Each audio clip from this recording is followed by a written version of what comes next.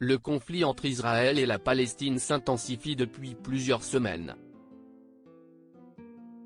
Ce mardi 21 novembre, l'actrice Leila Bekti a partagé un bouleversant message sur son compte Instagram, dans lequel elle fait part de son émotion face à ces terribles événements. C'est un conflit qui émeut le monde entier.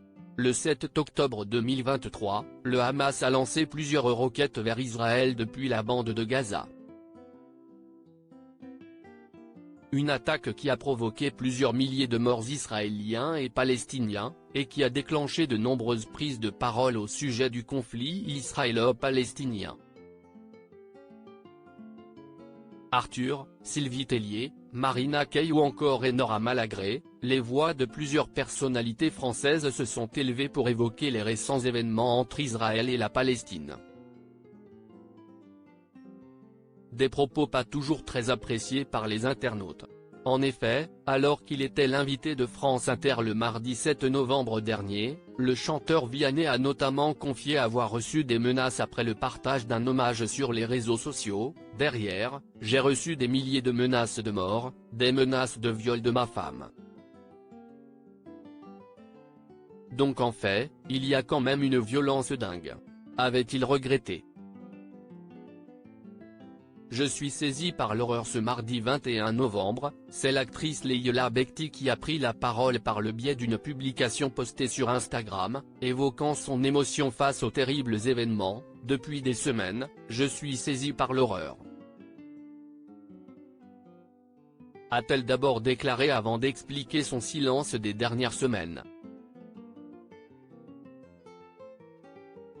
Les images d'enfants sous les décombres qui nous parviennent chaque jour me paralysent. Mes mots m'ont abandonné et je me suis muré dans le silence, a-t-elle confié.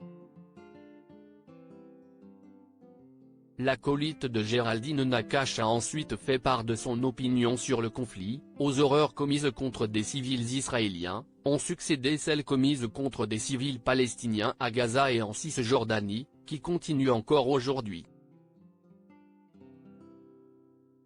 Rien ne justifie la mort d'innocents, encore combien de vies sacrifiées, combien d'enfants victimes, sans que tous les dirigeants exigent un cessez-le-feu, a-t-elle interrogé. La star de Tout ce qui brille a ensuite regretté les actes racistes qui se sont produits dans l'Hexagone depuis le 7 octobre, voir autant de haine se propager ici en France, d'amalgame, d'antisémitisme, d'islamophobie, de paroles racistes décomplexées des uns et des autres me fait terriblement mal. Que nos cœurs s'apaisent, qu'ils retrouvent empathie et humanité, c'est ce que nous avons de plus précieux, a-t-elle conclu. Une prise de parole touchante.